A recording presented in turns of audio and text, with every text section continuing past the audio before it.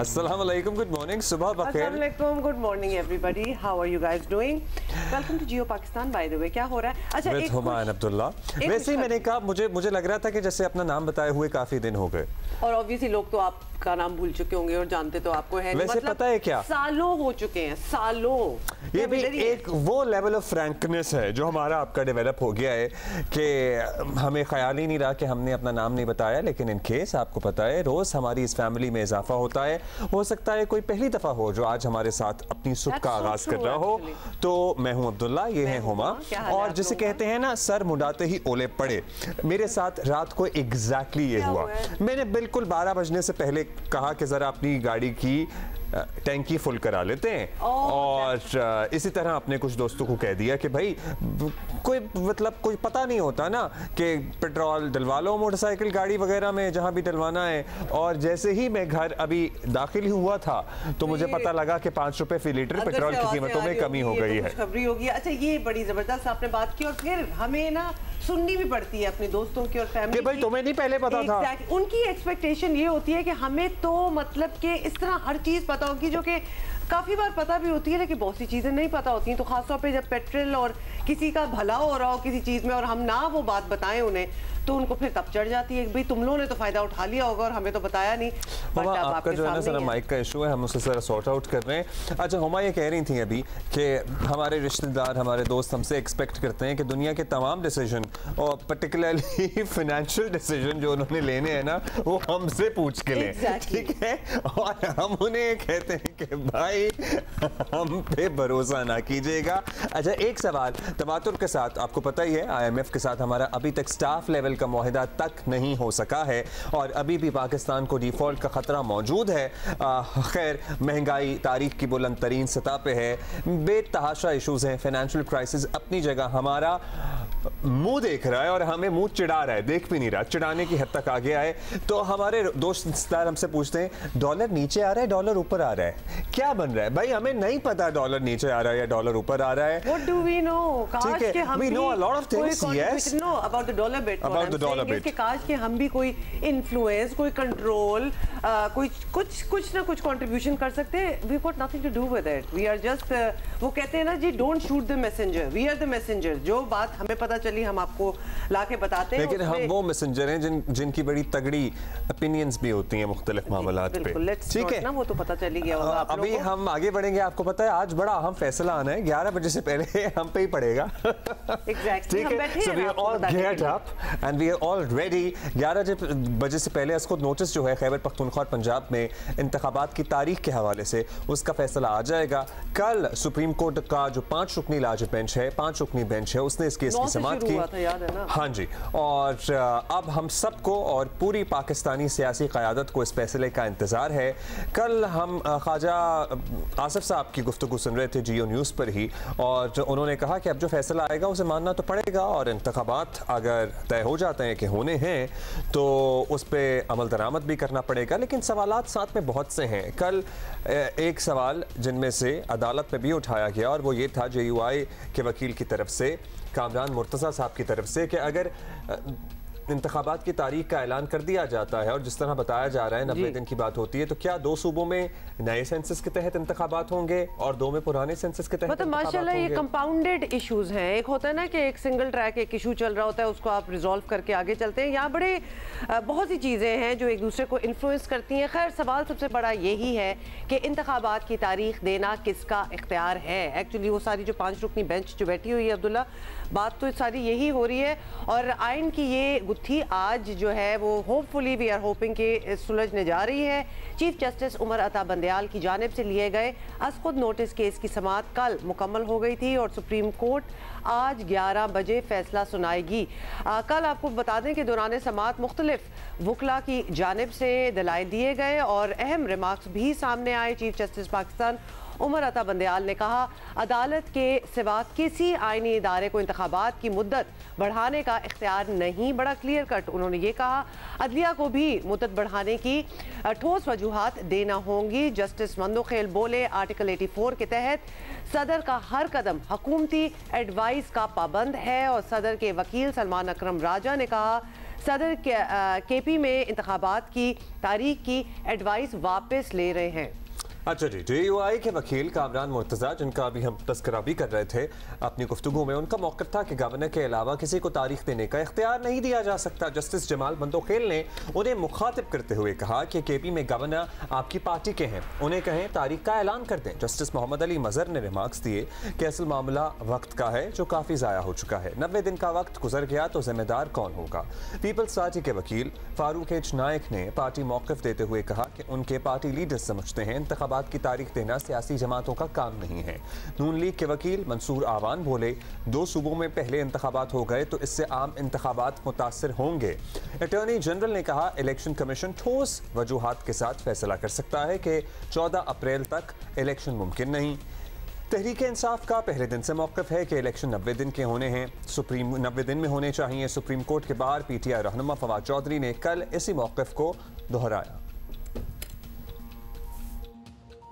जो बुनियादी नुक्ता है वो ये है कि इलेक्शन 90 दिन के अंदर होने हैं और हर सूरत जब असम्बली टूटेगी तो आर्टिकल 224 के मुताबिक इलेक्शन 90 दिन के अंदर होने हैं। हम चाहते हैं कि सियासी जमातें एक पॉलिटिकल फ्रेमवर्क की तरफ बढ़ें और हम इलेक्शंस एक कंसेंसस से करा सकें। लिहाजा अदालत से हमने यही सदा की कि आइन के मुताबिक आगे चलना चाहिए।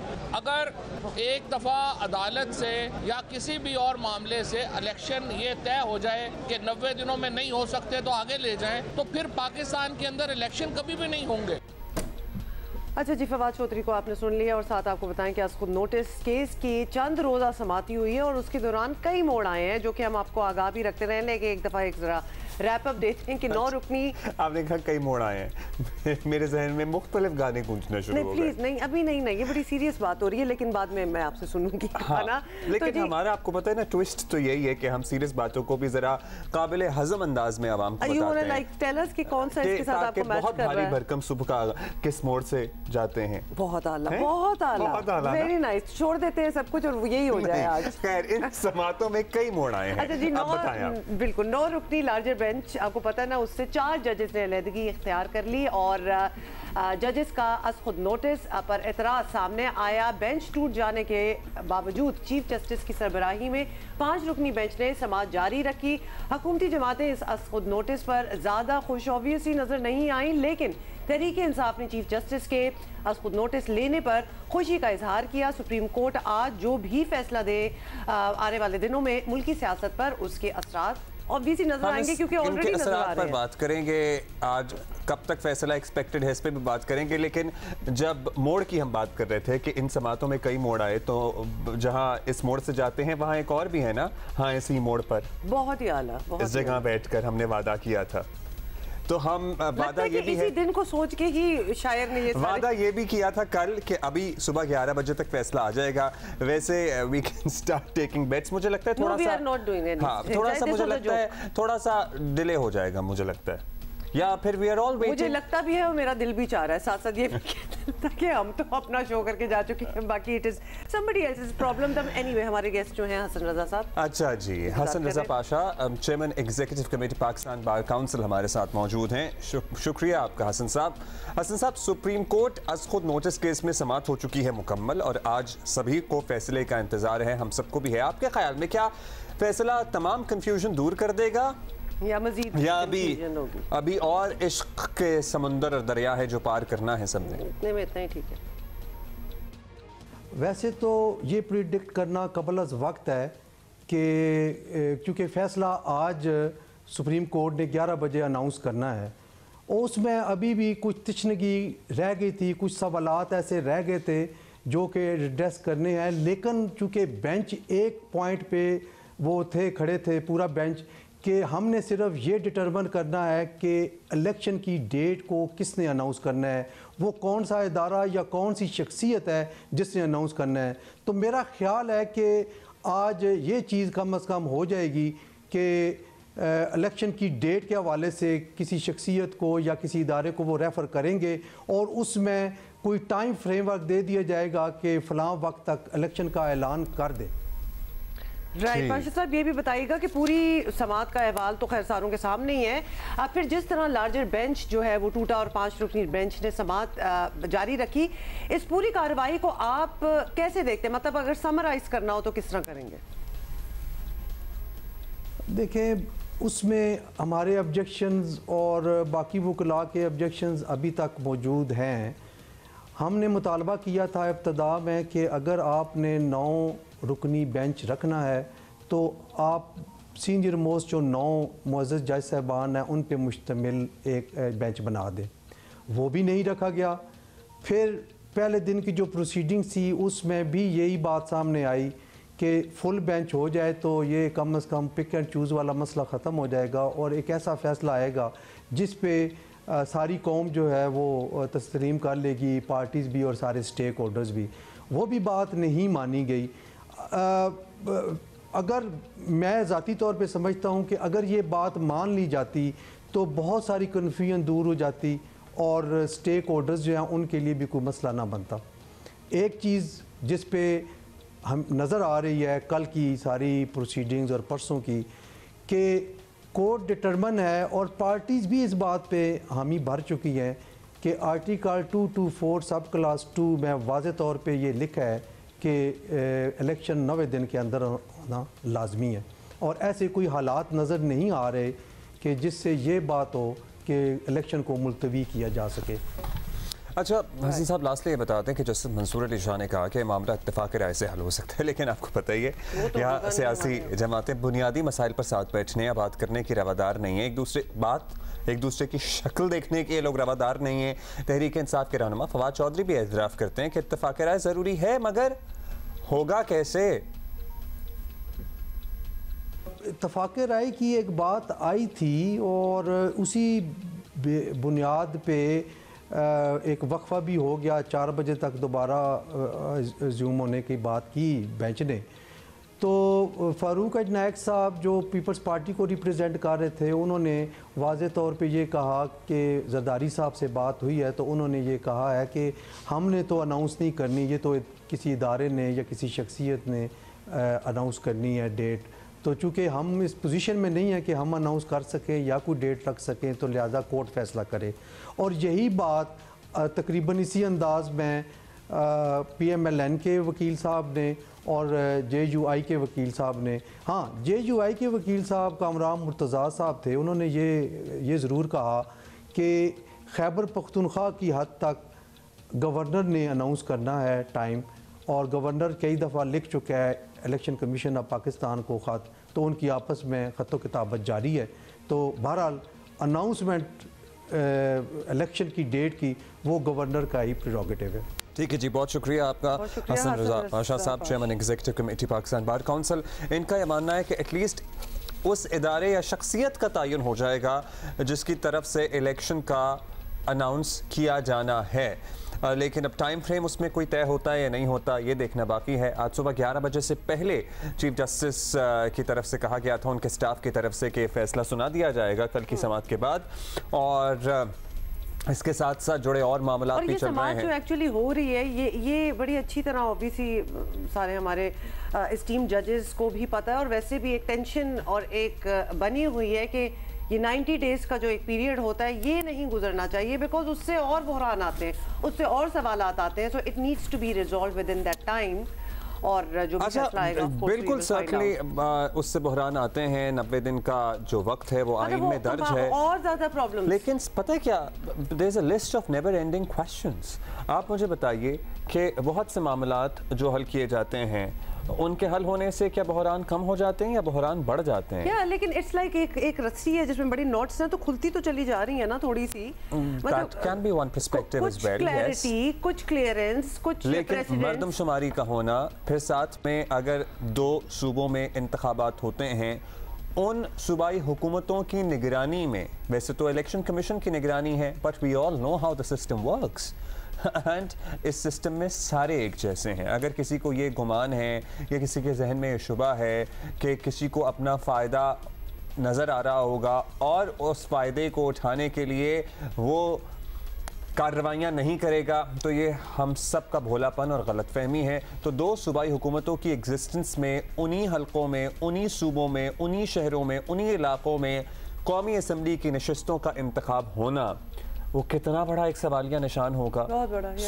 आपकी पार्लियामेंट की तश्कील के लिए ज़रूरी है कि कौमी असम्बली की नशस्तें उन पर जो भी लोग आएँ वो साफ और शफाफ इंतखाबात के प्रोसेस से गुजर के आएँ। आइडियल सिचुएशन की आप बातें कर रहे हैं और obviously to the best of the knowledge when people vote तो वो उसी को वोट करते हैं जो कि उनको लगता है will do a good job और साफ और शफाफ जो आप कह रहे हैं। उम्मीद तो ऑब्वियसली अब्दुल्ला सारों की यही होती है। अच्छा, और हुमा वही वाली बात कि तारीख से ज़्यादा आज एक अहम सवाल जिसका जवाब हम सबको मिल जाएगा अपेरेंटली मोस्ट लाइकली कि पंजाब और केपी असम्बलियों के इंतखाबात की तारीख का ऐलान करना किसने है।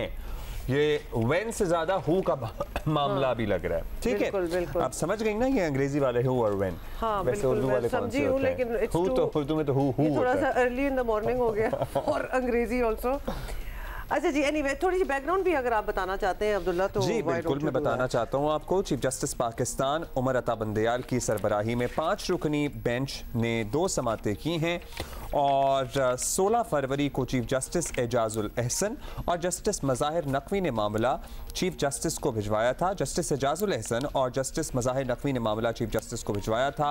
ये वही 2 जज साहिबान हैं, मौजूद जज साहिबान, जिन पर फिर PDM और इत्तेहादी हुकूमत ने एतराज़ किया, फिर ये दोनों अलग हो गए। खैर 21 फरवरी को चीफ जस्टिस ने पंजाब और KP असम्बलियों के इंतखाबात में ताख़ीर पर अज़ खुद नोटिस ले लिया।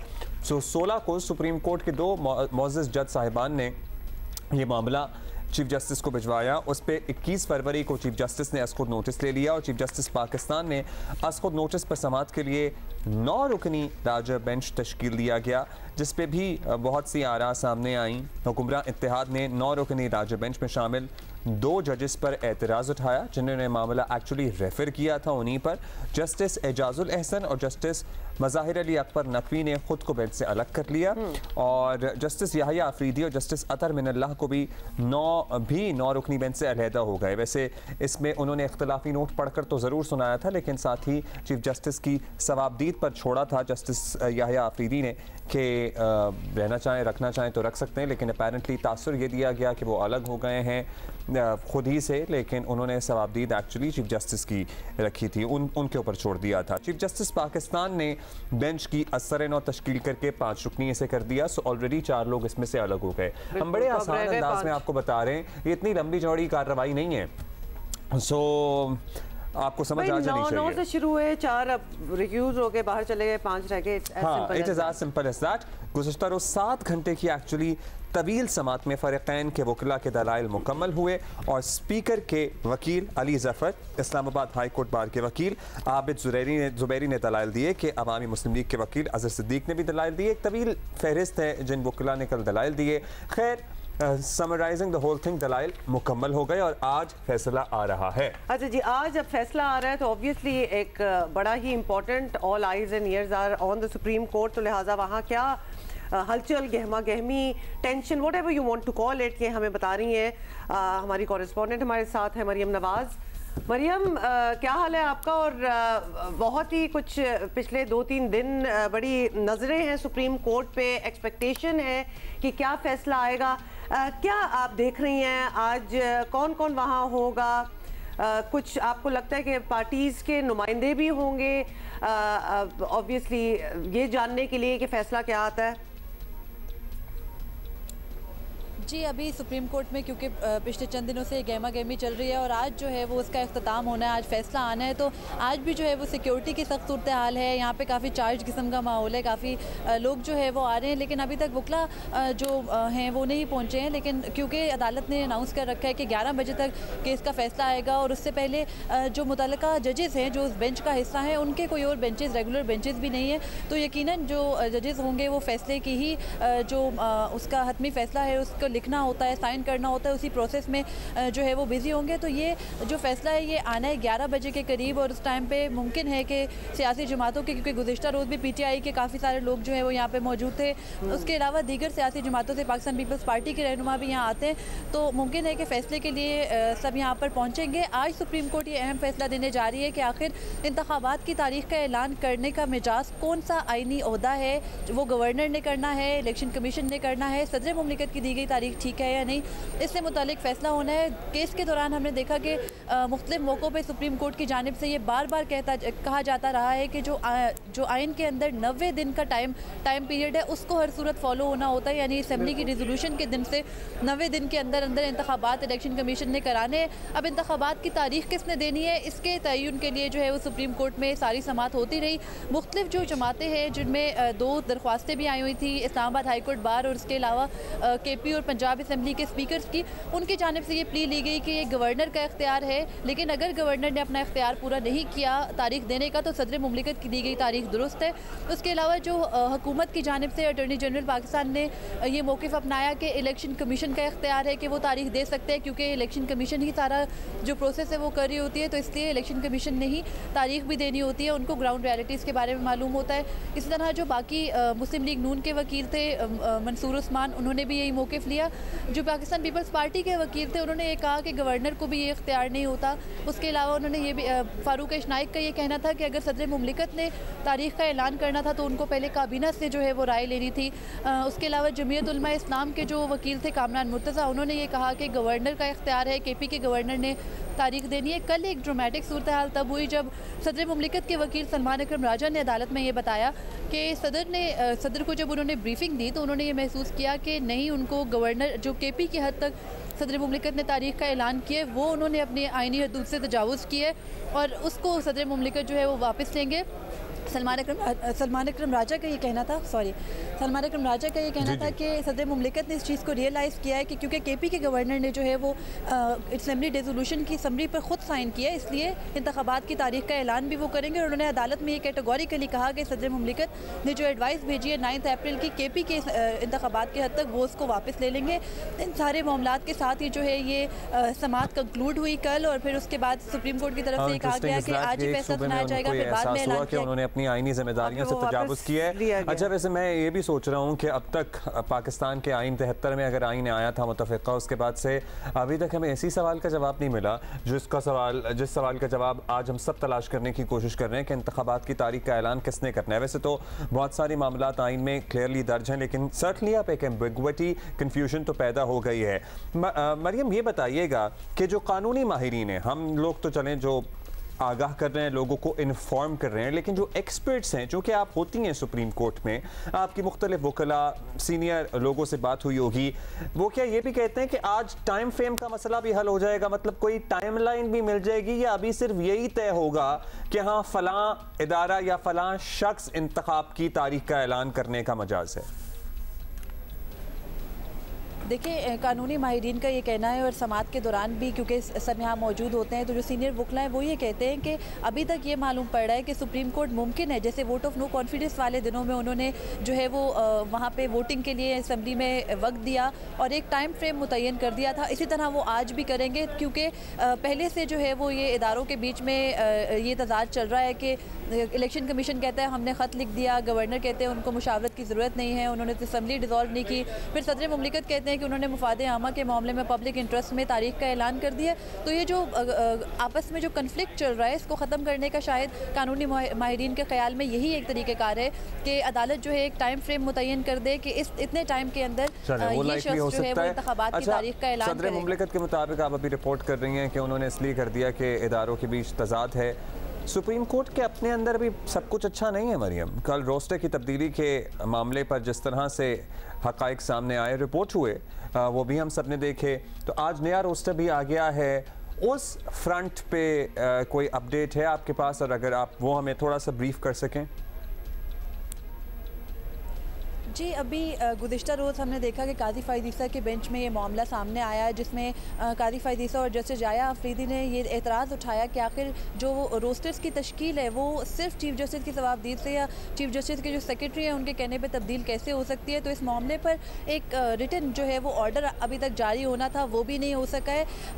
मुमकिन है जजेस के दरमियान में जो ये कन्फ्लिक्ट की खबर है या ये जो मुसलसल बात डिस्कस होती है कि यहाँ हाउस इन ऑर्डर नहीं है, इस चीज़ पे जो है वो इदारे की जानिब से कोई कैटेगोरिकली तो नहीं कहा गया कुछ भी, लेकिन हम यहाँ पे ये महसूस करते हैं कि जजेस इस टेंशन की वजह से जो है वो थोड़े से इक्विप्ड रहते हैं, क्योंकि उनका माइंड जो है वो ऑब्वियसली इस वजह से थोड़ा ग्रैब रहता है। गुज़िश्ता रोज़ जो सारी सूरत हाल को देख रहे हैं, पहले अगर ये मामला कहीं ढका छुपा था तो अब मामला खुलकर सामने आ गया और इस पर बात होती है, डिस्कशन होती है और वो रिपोर्ट भी होता है। And you know it is very dangerous कि अगर इस तरह से मुल्क का सबसे बड़ा इंसाफ फराहम करने वाला forum. Maryam thank you Maryam for reporting every detail and every bit to us. और आप तो हमें पता है वहीं रहेंगी, तारीखी फैसला है जो अभी आना है, तो आपसे हम बात भी करते रहेंगे। लेकिन coming back to what you quickly said कि जी आवाम को भी पता है, सारों को पता है, तो मैं कह रहा था कि does that even has it ever made a dent or a mark? या तो आवाम इतनी बाशऊर हो जाए और कहे, निकले, अपने लिए लड़ने की कोशिश करें, not on the agendas of different political parties के this is what we as a nation as people demand. But हमें इदराक जब हो भी जाता है, हमें पता भी चल जाता है, तभी बट मैं कह रहा था हमने सियासतदानों को डिस्क्रेडिट कर दिया, हमने अभी रीसेंट एपिसोड्स में और बहुत सारे लोगों को डिस्क्रेडिट कर दिया। अब ये जो हमारा सबसे बड़ा इंसाफ फराहम करने वाला फोरम है, यहाँ से भी कुछ खबरें अच्छी नहीं आ रही हैं। सो आई होप कि सब अच्छा हो जाए अल्टीमेटली, और जो आवाम का एतमाद है वो इदारों पर होना बड़ा ज़रूरी है कानून की अमलदारी के लिए। Lahore Qalandars is at the top of the table, points table in HPL PSL 8 there I said it। और बहुत कर लिया and डिफेंडिंग चैंपियन भी हैं और फिर भी कह रहे हैं कि अभी नहीं हमने अपना ताज जाने देना। तो पहले उस पे पॉइंट पे है जी। अच्छा, जिनको पॉइंट्स टेबल का इदराक नहीं है हम उन्हें दिखाते हैं ऑन द स्क्रीन। ये देखिए, और सबसे एक पे है, पहली पोजीशन पे है लाहौर कलंदर, 5 मैचेस इनके हुए हैं, 4 जीते हैं, 1 हारे हैं, पॉइंट्स हैं इनके 8, रन रेट है 1.470। अगला आप सब बता दें। सबसे एक पे क्या होता है? एक ही होता है सबसे एक। सबसे एक नहीं बोला मैंने, कहा एक पे नहीं, आपने एग्जैक्टली यही कहा है। दूसरे नंबर पे मुल्तान सुल्तान्स हैं और बाकी पॉइंट टेबल आपके सामने, आप खुद ही देख लें। ये आपने एक्सप्लेन नहीं करना था। थर्ड पे इस्लामाबाद यूनाइटेड, और मेरी तो गेम यहीं तक काफी है, क्योंकि पहले पे लाहौर, थर्ड पे Islamabad. This is what you had learned to No, you killed my mojo. I had a lot to say. Now you go ahead. और बाकी जो बच गए हैं पेशावर ज़ल्मी एंड ऑल दोस्त, उनकी आप बात कर क्वेटा ग्लैडिएटर्स, और 5 मैचेस इनके हुए हैं, 1 ये जीते हैं। इनके लिए जरा मुझे स्ट्रेस हो रहा है, ठीक है, मतलब बाकियों के लिए खुशी कर लो, स्ट्रेस वाले के लिए स्ट्रेस जरूर करना है आपने। लोग होते हैं वो attracted to tensions and stresses in life, तो I am one of them. You attract stresses. So ये है मामला। अच्छा जी, अब्दुल वाजिद भट्टी साहब हमारे साथ हैं, और इससे पहले अब्दुल्ला हमें और ज़्यादा अपनी एक्सपर्ट एनालिसिस दे, नॉट इंटरेस्टेड। भट्टी साहब क्या हाल है आपका? जी हुमा, अल्हम्दुलिल्लाह फर्स्ट क्लास, आप बताइए। बिल्कुल ठीक। अच्छा भट्टी साहब, कल एक ब्रेक था जिसमें हमने मिस किया कि कोई मैच था नहीं, लेकिन किस तरह आपको ये पॉइंट्स टेबल लग रही है? और Lahore has come out strong, मतलब वो इतनी आसानी से अपना टाइटल नहीं जाने देंगे। बिल्कुल, लाहौर कलंदर्स जिस ब्रांड के क्रिकेट खेले हैं, मेरा ख्याल में शायद इस वक्त बाकी जो 5 टीमें हैं वो उनके करीब भी नहीं है। शाहीन शाह अफरीदी क्या जबरदस्त कप्तानी कर रहे हैं, अगर वो विकेटें ले रहे हैं तब भी टीम जीत रही है। पिछले मैच में उन्होंने कोई विकेट नहीं ली, तब भी आप देखें कि 110 रन से इस्लामाबाद यूनाइटेड को हराया। तो लाहौर कलंदर्स बिल्कुल आप देखें कि एक अलग तरह की टीम नजर आ रही है। उसके बॉलर्स भी परफॉर्म कर रहे हैं, बैट्समैन भी परफॉर्म कर रहे हैं, फील्डर्स भी परफॉर्म कर रहे हैं, और एक फैमिली वाला एटमॉस्फेयर हमें नजर आ रहा है। और वो जो पूरे पिछले 8 सालों की मेहनत है, लग रहा है कि अब उसका समर जो है वो आना शुरू हो गया। अच्छा, अब समर आना शुरू हो गया है and there is a lot of hard work. लोग कामयाबी तो देखते हैं, लेकिन उस कामयाबी के पीछे कितनी मेहनत और कितने सालों की एफर्ट है वो नहीं देखते। लाहौर कलंदर के मामले में हम सब ने ये सालों की एफर्ट और इस तरह से ये टीम और सिस्टम बिल्ड करने का मरहला स्टेप बाय स्टेप लिटरली अपने सामने एक्सपीरियंस किया हुआ है। In fact we have been a part of that experience in that process as well. अब ये बताइएगा, आज है कराची किंग्स और पेशावर ज़ल्मी रावलपिंडी स्टेडियम में मद्दे मुकाबिल कराची के बारे में मुख्तलिफ आरा सामने आती हैं। बाज़ लोग कहते हैं बड़ी स्ट्रॉन्ग टीम है and they are probably gonna be in the finals. बाज़ लोग की इससे अपोजिंग राय है। आपकी तो सारा दिन खिलाड़ियों और क्रिकेट एक्सपर्ट्स के दरमियान मुलाकातें होती हैं, इनसे टाइम गुजरता है आपका। व्हाट डू यू थिंक भट्टी साहब? देखें अब्दुल्ला, कराची किंग्स बहुत अच्छी टीम है, लेकिन पता नहीं हम लोग चूंकि एक राइवल मीडिया हाउस को ओन करते हैं, लेकिन टूर्नामेंट से पहले वो जो एक हाइप क्रिएट करते हैं ना, उसकी वजह से शायद थोड़ी सी उनके प्लेयर्स की अटेंशन डाइवर्ट होती है। इस टूर्नामेंट में भी आप देखें, कराची किंग्स ने लाहौर कलंदर को 67 रन से हराया, जो इस वक्त टूर्नामेंट में टॉप पर है। नंबर 2 मुल्तान सुल्तान, उनके खिलाफ उन्होंने 66 रन से मैच जीता। लेकिन 3 मैचेस ऐसे थे, एक मैच 2 रन से कराची किंग्स वाले हारे, एक 3 रन से हारे, कोयटा के खिलाफ 6 रन से हार गए। तो लक उनके साथ उनको फेवर नहीं कर रहा। मोहम्मद आमिर अनफिट हो गए, शर्जील खान फॉर्म में नहीं है, तो मेरे ख्याल में थोड़ा किस्मत जो है वो कराची किंग्स का साथ नहीं दे रही है। लेकिन मुझे लग रहा है कि तो उसके बाद किस्मत की देवी क्या उन पे मेहरबान होती है, नहीं होती है भट्टी साहब। बट ये किस्मत जो है ना, अगर वाकई किसी का साथ नहीं दे रही, किस्मत क्या और भी बहुत सारे फैक्टर्स हैं, वो हैं हमारे Quetta Gladiators. But it is not that कि किस्मत का सिर्फ कसूर है, the system has not worked for them. उनका जो पूरा टीम मैनेजमेंट सिस्टम है वो भी एक फेलियर अब साबित हो रहा है। जी हाँ, पहले अब्दुल्ला यही लोग कह रहे थे कि क्वेटा ग्लैडिएटर्स, चूंकि ये वो लाइक माइंडेड ग्रुप्स हैं, जिस तरह मोइन खान, सरफराज अहमद, उनके ओनर नदीम खान और बाकी नबील हाशमी वगैरह जितने लोग हैं, ये सब साल से इसी फ्रेंचाइज के साथ जुड़े हुए हैं। लेकिन अब शायद ये लग रहा है कि थोड़ा सा उनको फाइन ट्यूनिंग करने की जरूरत है, कुछ लोगों को खुदा हाफिज कहने की जरूरत है, कुछ लोगों को टीम में शामिल करने की जरूरत है। लेकिन कोयटा के साथ है उनका सिलेक्शन प्रोसेस, जी बिल्कुल। लेकिन अब्दुल्ला एक बैड लक उनके साथ रहा कि श्रीलंका के जो लेग स्पिनर थे हसरंगा, वो टूर्नामेंट के ड्राफ्ट में प्लेटिनियम कैटेगरी में कोयटा ने उसको पिक किया और पुल कर गया। कहा यह गया कि वो वर्कलोड की श्रीलंका क्रिकेट उनको रिलीज नहीं कर रहा, लेकिन हमारी जो इत्तलात हैं कि पीएसएल में तो वो नहीं आए। लेकिन अगले महीने जब हमारे पड़ोस में एक लीग होगी जहां पैसे पाकिस्तान बहुत ज्यादा है, तो वहां हसरंगा नजर आएंगे। लेकिन नदीम उमर साहब जो क्वेटा ग्लैडिएटर्स को ओन करते हैं, वो खुद एक टीम ओन करते हैं श्रीलंका में गॉल ग्लैडिएटर्स के नाम से। तो मेरे ख्याल में ये एक अच्छी रिवायत नहीं है कि एक प्लेयर जिसने पहले कमिटमेंट कर दी, और हसरंगा वो प्लेयर था, वो स्पिनर भी बड़ा जबरदस्त है, बैटिंग भी बहुत अच्छी करता है, जिसकी वजह से कोयटा का टीम का मोमेंटम भी खराब हुआ और टीम का जो एक टेम्पो था वो भी नहीं बन पाया। अच्छा भट्टी साहब, what about Zalmi? Zalmi in the past have been one of the strongest teams, मतलब चैंपियंस भी बन चुके हैं वो तो। अब बिल्कुल they are not even in the top 3 और कोई उम्मीद भी नजर नहीं आ रही। देखो जल्मी इस साल पहली बार बाबर आजम ने ज्वाइन किया है पेशावर जल्मी को, और हर बंदा बाबर आजम के बारे में बात कर रहा है। कल हमने शाहिद आफरीदी को भी सुना, उन्होंने कहा कि उनकी बैटिंग में फिनिशिंग टच नहीं है। तो मेरे ख्याल में बाबर आजम के ज़ाहिर दुनिया के बड़े बैट्समैन हैं, और जिस तरह शाहीन शाह आफरीदी ने उनके उस दिन डंडे उठाए कलंदर्स के मैच में, लगा कि बाबर आजम थोड़े से प्रेशर में है। डेफिनेटली चूंकि पूरी टीम उन पर रिलाय कर रही है। नीचे जो 2 यंगस्टर हैं, मोहम्मद हारिस 108 रन बनाए, लेकिन वो भी बड़ी इनिंग्स कन्वर्ट नहीं कर पा रहे हैं। साइम अयूब एक और जबरदस्त टैलेंट है, लेकिन वो भी मैच नॉक नहीं खेल रहे। तो मेरे ख्याल में अगर पेशावर जल्मी को अब चूंकि 3rd वीक में दाखिल हो गया पीएसएल, टीमों के पास गलती की गुंजाइश नहीं है। यहाँ से अगर पेशावर जल्मी ने टेक ऑफ करना है तो बाबर आजम को उसमें रोल प्ले करना पड़ेगा। उनकी बॉलिंग भी थोड़ी सी हमें कमजोर लग रही है। वहाब रियाज जो इस वक्त पंजाब के स्पोर्ट्स मिनिस्टर बनने जा रहे हैं, बल्कि उनका तो ऐलान भी हो चुका है, उनकी बॉलिंग पे भी आपको पहले वाली काट नजर नहीं आ रही। तो मेरे ख्याल में अवेलेबिलिटी जरा महदूद थी भट्टी साहब, तो अब दूसरा लेग शुरू हो गया है। क्या कुछ लोग हैं जो हमें अब नहीं नजर आएंगे आने वाले मेरे ख्याल में इस बार?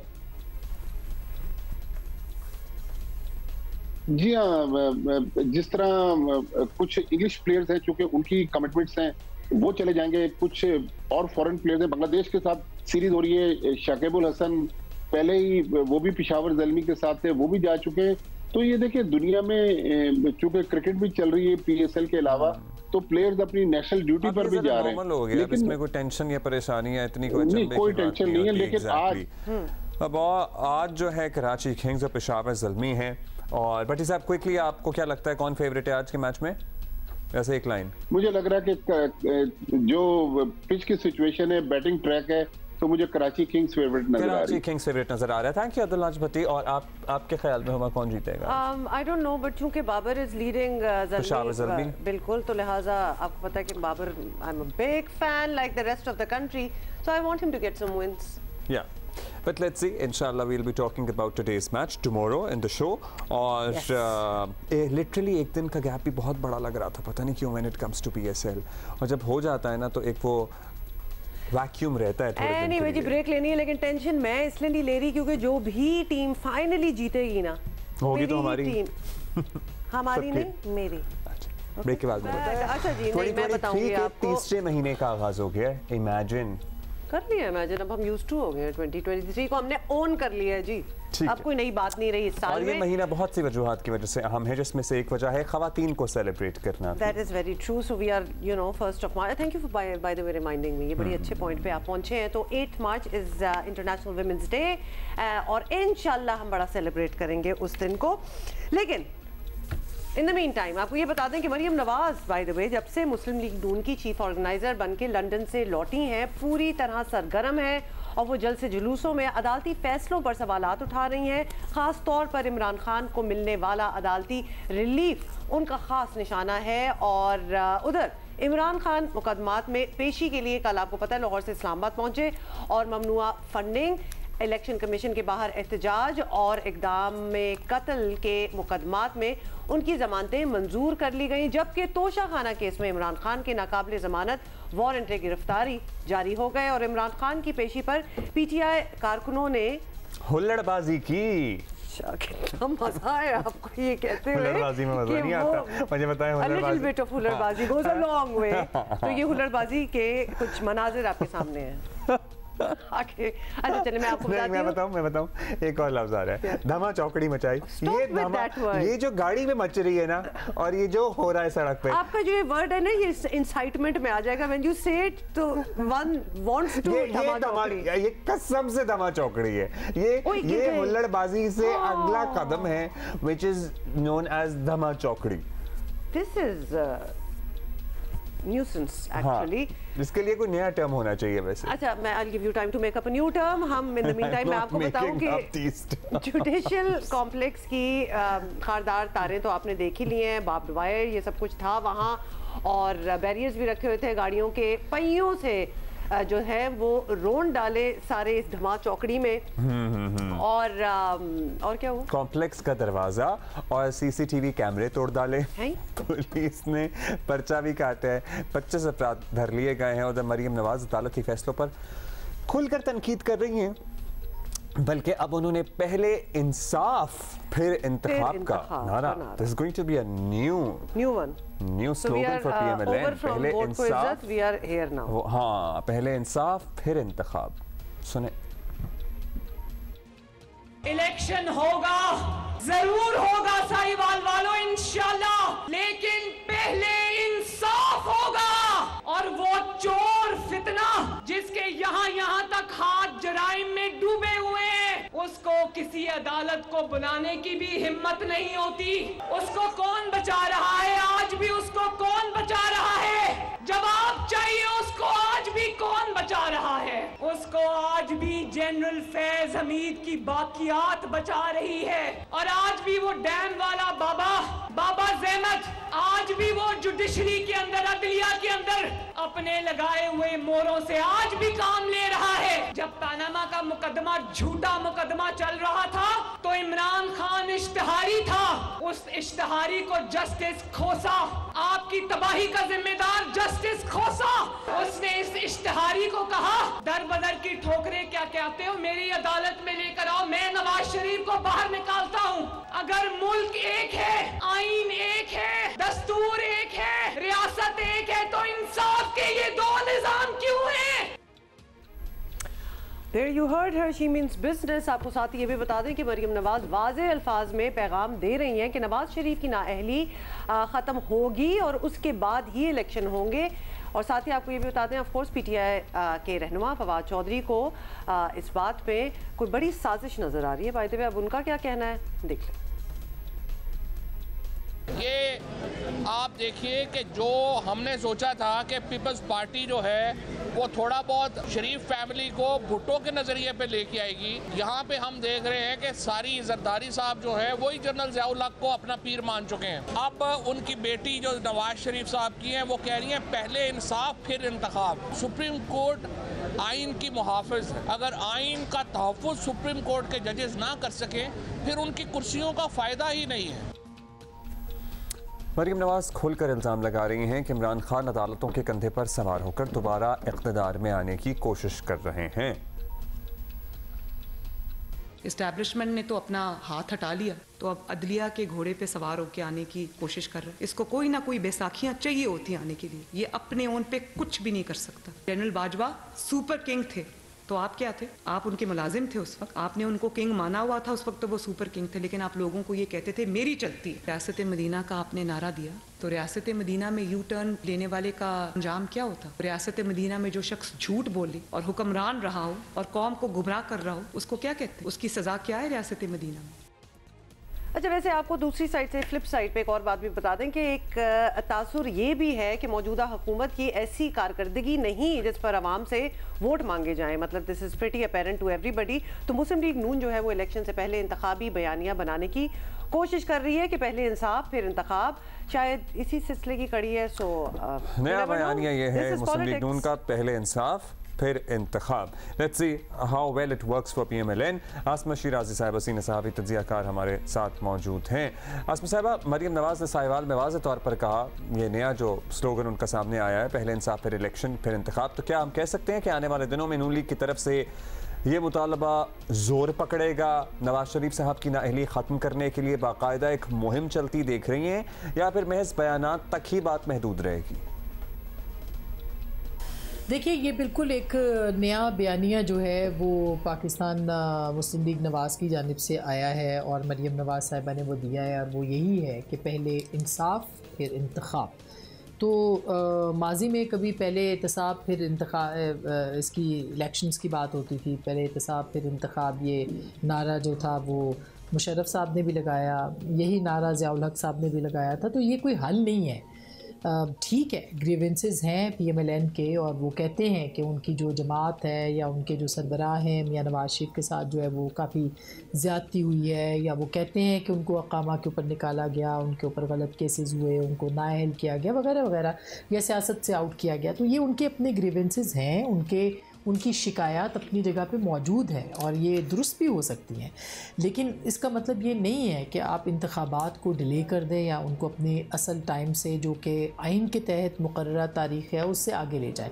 अगर उसकी कोई जेन्युइन रीज़न्स नहीं है, अगर कोई जेन्युइन रीज़न्स है तो ये वजूहात मौजूद हैं, जो कि एमरजेंसी की सूरत है, वो कोई भी एमरजेंसी होती है, फाइनेंशियल एमरजेंसी है, दूसरी एमरजेंसी है, या फिर वो कोई जंगी हालात होते हैं, या अंदरूनी खाना जंगी होती है, या इस तरह के कोई ऐसे हालात जिसमें कि इंतखाबात नहीं हो सकते, तो वो तो अपनी जगह पे मौजूद है। लेकिन इंसाफ और फिर इंतखाब का तो मतलब ये है कि अदलिया जो है वो अपने फ़ैसलों को रिकरेक्ट करे, और यानी कि नवाज शरीफ साहब के जो केसेस हैं और फिर उनके एतराज़ात हैं, जो तहफ़्फ़ुज़ात हैं, उनको दूर करे और फिर इंतखाबात में जाए। तो सियासी जमातों के लिए इस तरह के मशरूत इंतखाबात के हवाले से जो बयानिया है वो कोई बहुत ज़्यादा काबिल सताइश बयानिया जो है वो नहीं समझा जा सकता।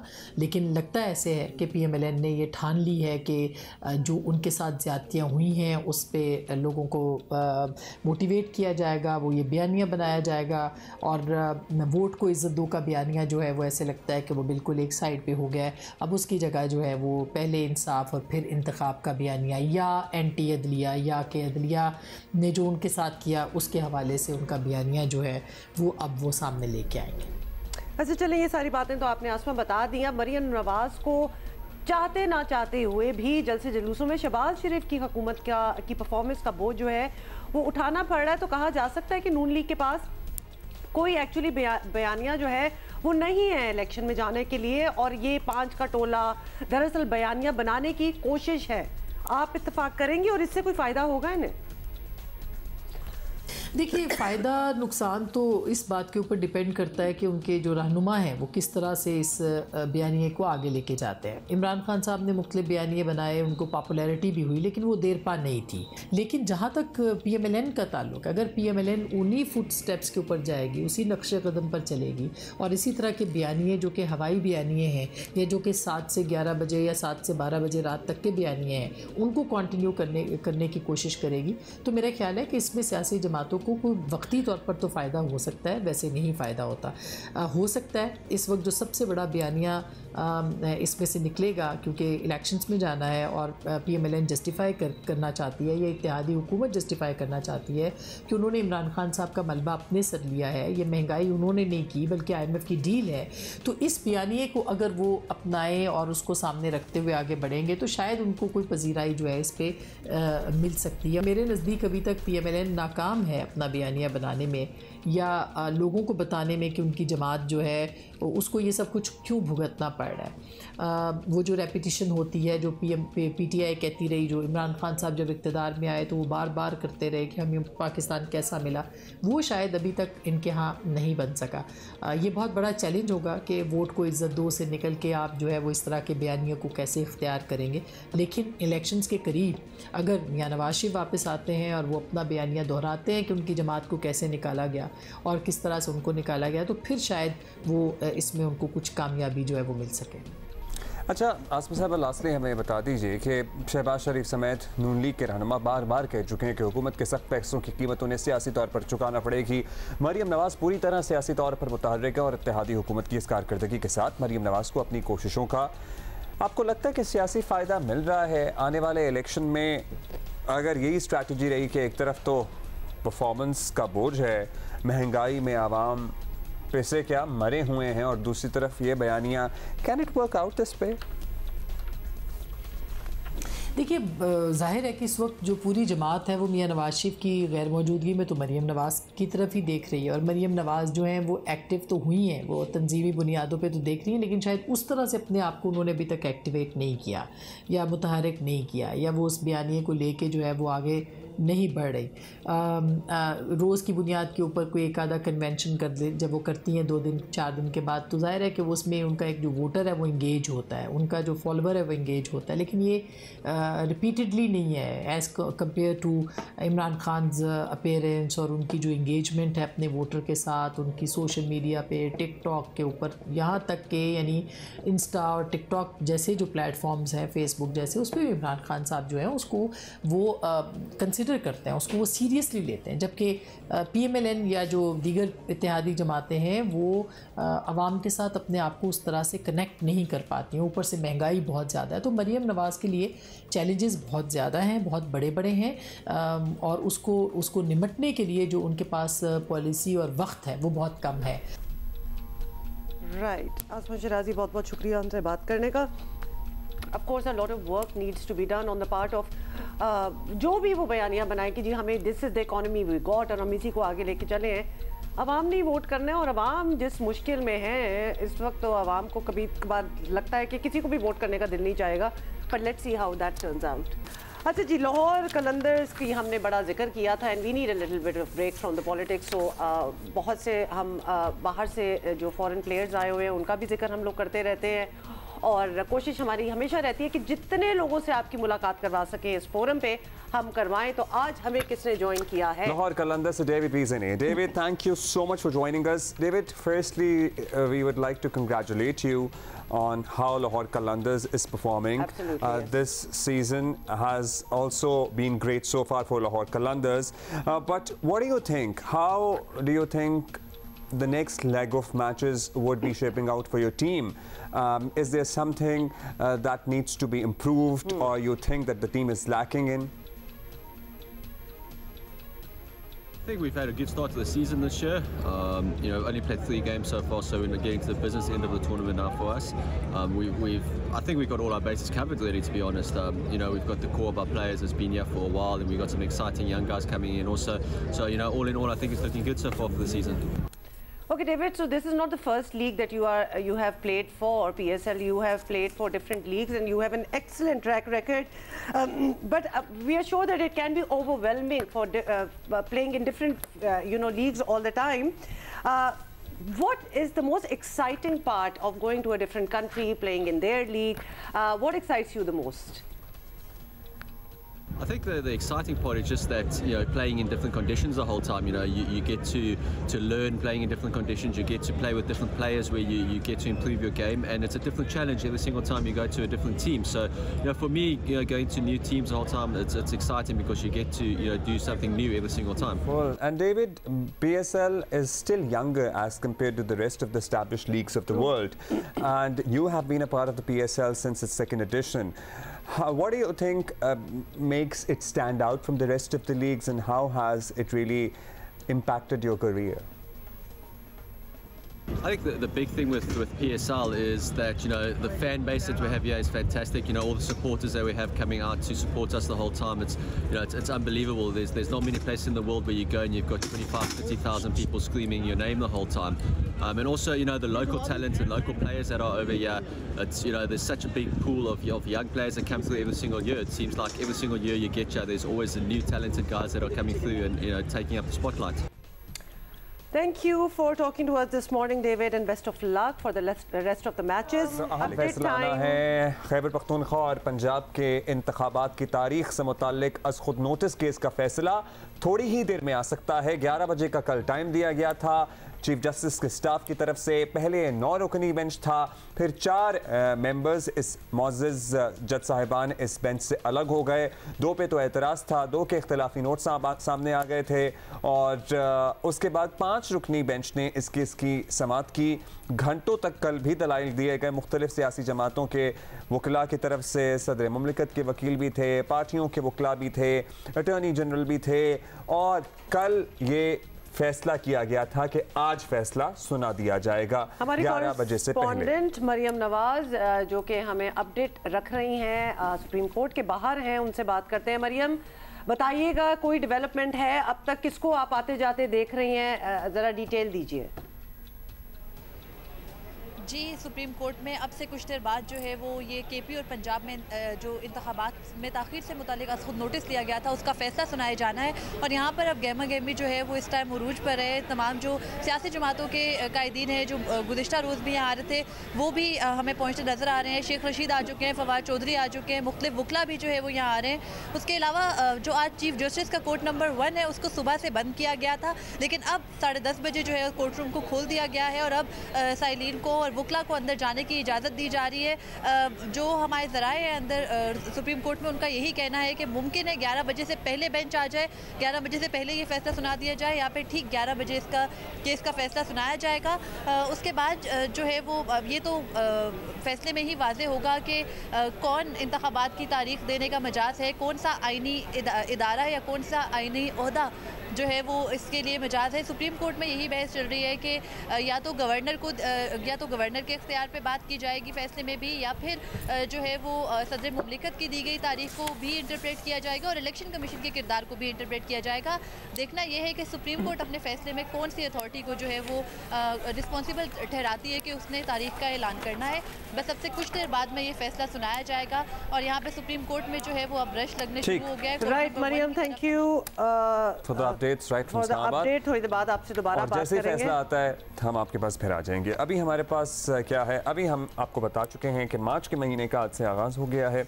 आज है 1 मार्च और मार्च का महीना हम ख़वातीन से मंसूब करते हैं उनकी कामयाबियों को, उनकी एफर्ट्स को और उनकी ख़वातीन के हकूक़ के बारे में बात करते हैं और मकाम से आगही का महीना है ये, और इस पे ही हम बात करते हैं ख़वातीन की आसानी और सहूलत के लिए। आपको पता है कि हुकूमत सिंध ने एक अच्छा कदम उठाया रिसेंटली और पिंक बस सर्विस जो है उसको मुतारिफ करवाया। और बड़े आपने तो सफ़र भी किया? जी मैंने सफ़र भी किया एंड आई लव्ड इट, क्योंकि हम बड़े अरसे से ये बात इसी प्लेटफॉर्म पे, इसी फोरम पे करते भी आए हैं कि एक ट्रांसपोर्ट इशू तो है ही है कराची में, ख़वातीन के लिए तो बहुत ही ज़्यादा मुश्किल है। खासतौर पे अभी भी बहुत कुछ होने की ज़रूरत है, don't get me wrong here, लेकिन at least we have the bus service और अब उसमें नए बात यह है कि हो रहा है, सिलसिले में काम हो रहा है आज से कराची में। भाई मार्च का महीना और ख़वातीन के लिए कुछ किया ना जाए तो ज़्यादती होती है, इसलिए इसको मद्देनजर रखते हुए कराची में मजीद नए रूट्स पर पिंक बस सर्विस चलाई जाएगी। ज़बरदस्त। और नॉर्थ कराची से अब इंडस अस्पताल तक, जबकि दूसरा रूट जो है वो नुमाइश चौरंगी से क्लॉक टावर सीव्यू तक ये होगा और पिंक बसें ख़वातीन को सफरी सहूलियात फराहम करेंगी। पता है बड़ा कंफर्टेबली ख़वातीन हमने देखा है कि इनमें जा रही हैं, बेधड़क होकर ट्रैवल कर रही हैं, उनके वालिदैन मुतमईन हैं। अगर किसी को कोई तहफ़्फ़ुज़ था पहले, रिजर्वेशंस थे तो अब नहीं हैं, जिनके रूट से ये गुजरती हैं, जिनके घरों पे रूट्स पे बसें मौजूद हैं। तो ये बहुत बड़ा जरिया है। जो लड़कियां, जो ख़वातीन कॉलेज जाती हूँ, ऑफिस जाती हूँ, वो कुछ करना चाह भी रही थी तो सबसे पहला तो चैलेंज यही नजर आता था कि पॉइंट ए से बी जाएंगे कैसे।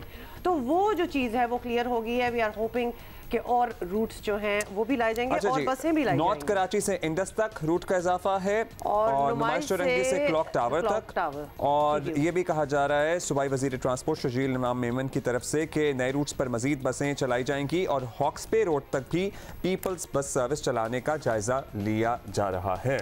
अच्छा जी, आपको पता है कि चले महीने का तो हमने आपको जिक्र कर ही दिया है और इसी मुनासबत से मार्च का जो पहला हफ्ता है ना, वो हम हमेशा की तरह अपनी ज़िंदगी में मुख्तलिफ पहलुओं से कामयाबियाँ हासिल करने वाली ख़वातीन के नाम करते हैं और उनको ऑब्वियसली खराज तहसीन भी पेश करते हैं। और यूँ तो पाकिस्तानी ख़वातीन आपको पता है और माशाल्लाह हमने ये प्रूव कर दिया कि हर शोबे में अपना काम और नाम मनवा रही हैं। लेकिन आज हम आपको बता रहे हैं कि लाहौर हाई कोर्ट बार की 150 साला तारीख में पहली बार खातून वकील सेक्रेटरी का इंतखाब जो है वो जीत कर तारीख रकम कर चुकी हैं। दिस हैज़ बिन मेगा, मतलब ये चीज़ वो है जो कि कोई सोचता नहीं था, कोई तवज्जो भी नहीं देता था कि ऐसा हो सकता है कि नहीं हो सकता। अब आखिरकार ऐसा हो गया।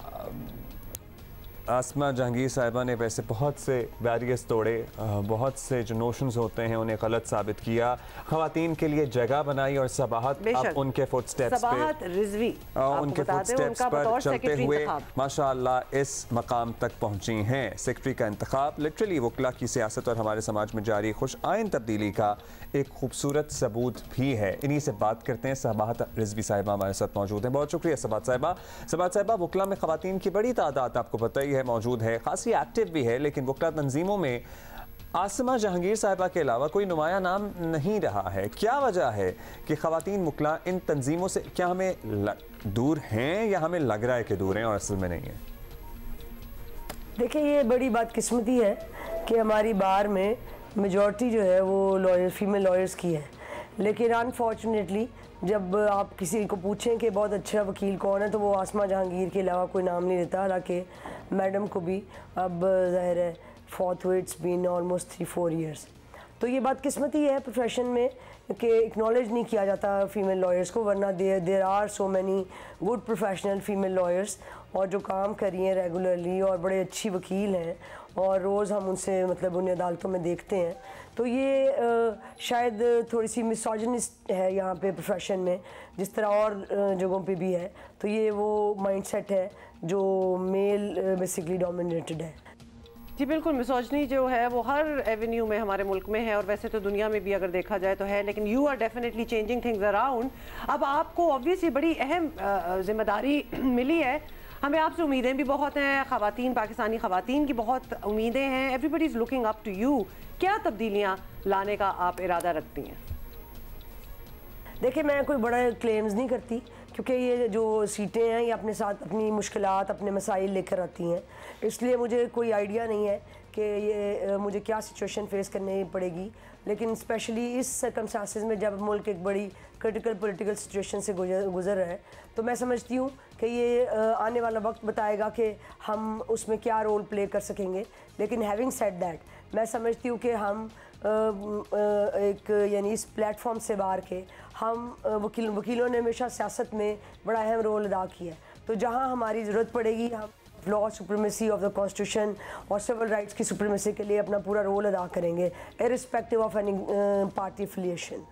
अच्छा, एक सबात साहबा आप हमारे साथ मौजूद हैं और खातून हैं, तो हम आपसे आपकी राय ज़रूर जानना चाहेंगे। एक इशू सर्टनली आया और बड़ी इस पर बात भी हुई है कि वकला ने रिसेंटली बहुत से मकामात पे पुरतशद्दुद रवैयों का मुजाहरा किया है। ये देखने में बहुत ही ऑकवर्ड लगता है, इट लुक्स रियली बैड। तो क्या तवक्को रखें एक खातून बॉस आने के बाद इस रवैये में?